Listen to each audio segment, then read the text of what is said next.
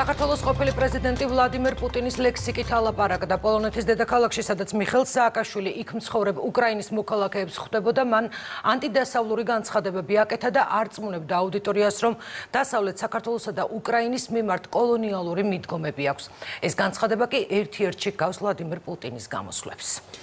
პროდასავლური იმიჯის მქონე ნაციონალური მოძრაობის წევრებს საკუთარი ლიდერის სიტყვების კომენტირება დღეს განსაკუთრებულად გაუჭირდათ ამ თემაზე დასმულმა კითხვამ ისინი გააღიზიანა. მართველი გუნდის წევრებს კი არ უკვირთ, რომ მიხეილ სააკაშვილი კიდევ ერთხელ აზიანებს საქართველოს ინტერესებს. სოფო ბერიძე განაგზობს ახლა თემას პირდაპირ ეთერში. მიხეილ სააკაშვილი დასავლეთს კოლონიალურ მიდგომებში ადანაშაულებს და ამაში უკრაინის მოქალაქეების დარწმუნება შეეცადა, რომლებიც ამჯერად ცხოვრობენ ვარშავაში და მუშაობენ. სააკაშვილმა ამ ადამიანებს უთხრა, რომ დასავლეთს ისინი მხოლოდ როგორც სამუშაო ძალა ისე სჭირდება. ამ განცხადების ამსახველი ვიდეო მასალა მიხეილ სააკაშვილმა საკუთარ სოციალურ გვერდზეც გამოაქვეყნა, სავარაუდოდ იმის დასტურად, რომ მას ეს განცხადებები არანაირ უხერხულობას არ უქმნის. სამაგიეროდ ექს-პრეზიდენტმა საკუთარი თანაგუნდელები საკუთარი განცხადებებით უხერხულ მდგომარეობაში დღეს კიდევ ერთხელ ჩააყენა. მიხეილ სააკაშვილი შუაგულ ევროპიდან დასავლეთს უტევს. პროდასავლური იმიჯის მქონე საქართველოს ყოფილი პრეზიდენტი ანტიდასავლურ განცხადებას აკეთებს და პოლონეთის დედაქალაქში უკრაინის მოქალაქეებს დასავლეთის კოლონიალურ მიდგომებში არწმუნებს. სააკაშვილი ამ შეხვედრაზე ისე საუბრობს, როგორც წლებია ვლადიმერ პუტინი. დიახ, ევროპას უნდა რომ უკრაინა არსებობდეს, რომ იყოს წარმატებული გარკვეულ ჩარჩოში. ძალიან წარმატებული უკრაინა არავის უნდა. თავს ნუ მოვიტყუებთ, ისევე როგორც ძალიან წარმატებული საქართველო არავის უნდოდა. ერთი მხრივ რა თქმა უნდა არსებობს ვლადიმერ პუტინი, რომელსაც უკრაინას საერთოდ არ სჭირდება, ვისთვისაც უკრაინა ანაქრონიზმია, ვერ ხვდება რატომაა, რისთვისაა ეს ქვეყანა. მეორე მხრივ კი არის დასავლეთი, რომელსაც ასევე კოლონიალური მიდგომები აქვს. რომ კი იყოს უკრაინა არსებობდეს ოღონდ სადღაც კუთხეში. მათ უკრაინას სჭირდებათ როგორც სამუშაო ძალა. თქვენთვის მოულოდნელი იყო ამ შინაარსის განცხადება? მოულოდნელი და მოსალოდნელი არ არის ჩემთვის. გიგაბოკერიას შეფასებით ევროპაში გადახვეწილი მიხეილ სააკაშვილი თავისუფალი სამყაროს ბრძოლას რუსეთის წინააღმდეგ ზიანს აყენებს. სწორედ ამიტომ ევროპული საქართველოს ერთ-ერთ ლიდერს მიაჩნია, რომ აუცილებელია ყველა პროდასავლურმა პარტიამ სააკაშვილის მხრიდან ქვეყნის მთავარი მტრის პროპაგანდასთან დაკავშირებით საკუთარი პოზიცია დააფიქსიროს.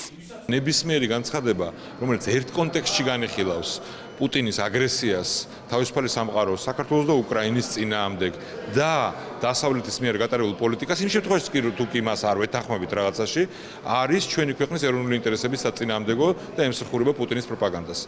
და მიხეილ სააკაშვილი ემსახურება ამ შემთხვევაში პუტინის პროპაგანდას. ესეთი განცხადებები ვისგანაც არ უნდა მოდიოდეს ის არის ჩვენი ეროვნული ინტერესების საწინააღმდეგო და ემსახურება პუტინის ამოცანებს და მე იმედი მაქვს, რომ ყველა პროდასავლური პარტიის წარმომადგენლები მკაფიოდ დააფიქსირებენ პოზიციას ამ საკითხთან დაკავშირებით. გიგაბოკერიას მოწოდება მისი ყოფილი თანაგუნდელებისთვის საინტერესო არ აღმოჩნდა. მეტიც დასავლური ტიპის პარტიად გამოცხადებული ნაციონალური მოძრაობის წევრების ნაწილი დღეს საკუთარი ლიდერის განცხადების გამართლებას შეეცადა.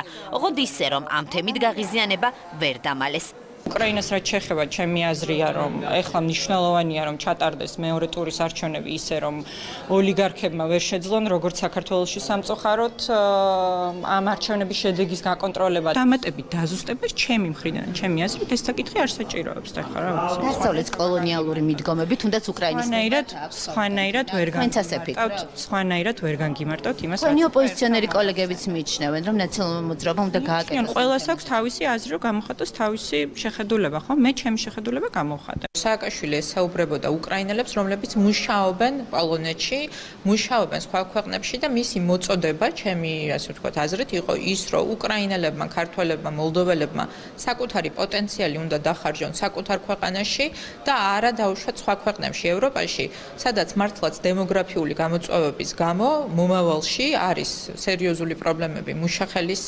არსებობის. მიხეილ სააკაშვილის ამ რუსულენოვანმა განცხადებამ მართველი პარტიის ლიდერებისთვის ღიად დაადასტურა ის, რაც ამ დრომდე მათთვის ნაციონალური მოძრაობის საქმიანობაში ისედაც გამოიხატებოდა. ქართულ ოცნებაში ამბობენ, რომ ექს-პრეზიდენტმა რუსეთსა და დასავლეთს შორის ტოლობის ნიშანი დასვა და ამით ქართული სახელმწიფოს ინტერესებს მორიგი ზიანი მიაყენა. ნაციონალური მოძრაობა არის ანტიდასავლური პოლიტიკური ძალა, ყოველთვის იყო ასეთი პოლიტიკური ძალა და ეს უბრალოდ წამოწდა კიდევ ერთხელ მიხეილ სააკაშვილს, ეს იყო ამის რეალური დემონსტრირება. მათ ეს ერთხელ კიდევ დაადასტურეს, როდესაც გრიგოლ ვაშაძე თავისი წარსულით და ყველაფრით წამოაყენეს პრეზიდენტობის კანდიდატად, ნაციონალური მოძრაობის რეჟიმი ეფუძნებოდა იმას, რაც არის ძალიან შორს ევროპული ღირებულებებისგან, დასავლური ღირებულებებისგან. დასავლური ღირებულებები არის პირველ რიგში ადამიანის უფლებები, ეს არის დემოკრატია და სწორედ ამას უპირისპირდებოდა მთელი თავისი ძალისხმევით ნაციონალური მოძრაობა წლების განმავლობაში. ეს არის ადამიანი, რომელიც რეალურად საუბრობს პუტინივით, რომელსაც ევროკავშირელები და ევროპელები კოლონიზატორები ეგონა ყოველთვის და დღესაც გონია და ამას ხმამაღლა ამბობს. ის არის ჩარჩენილი იმ წარსულში, რომელმაც ძალიან ბევრი პრობლემა მოუტანა ჩვენს ქვეყანას. მიხეილ სააკაშვილმა პრაქტიკულად ტოლობის ნიშანი დასვა რუსეთის ფედერაციას და დასავლეთს ამერიკის შეერთებულ შტატებს შორის. მან განაცხადა, რომ თითქოს რუსეთის ფედერაციას და დასავლეთსო საქართველოსთან მიმართებაში აქვს კოლონიალისტური მიზნებიო. ეს არის კატეგორიულად მიუღებელი შეფასება, რომელიც აზიანებს, რა თქმა უნდა, ჩვენი ქვეყნის ინტერესებს. ძლიერი საქართველო და ძლიერი უკრაინა, რომ ევროკავშირის ინტერესებშია, ეს დღეს ელჩმა ჟურნალისტებს უთხრა. ევროპელმა დიპლომატმა მიხეილ სააკაშვილის განცხადების ანალიზისგან თავი შეიკავა და ამ მიმართულებით ბრიუსელის ამოცანები კიდევ ერთხელ განმარტა. ასეთ საკითხებში მე არ მინდა დისტანციურად პოლემიკაში შესვლა. ვიტყვი მხოლოდ იმას, რომ ევროკავშირს უნდა ისეთი ძლიერი უკრაინისა და ისეთი ძლიერი საქართველოს ხილვა, როგორიც შესაძლებელია. ამას ვხედავ ჩემს ყოველდღიურ საქმიანობაში და ასევე ვიცი ბრიუსელის დამოკიდებულება, რომელიც ჩანს პოლიტიკაში, დისკუსიებში და ზოგადად განწყობაში. ექს-პრეზიდენტი ახლა ერთდროულად იმ ორი ქვეყნის ელექტორატზე მუშაობს, რომელმაც მიხეილ სააკაშვილი მოქალაქეობის არ მქონედ აქცია.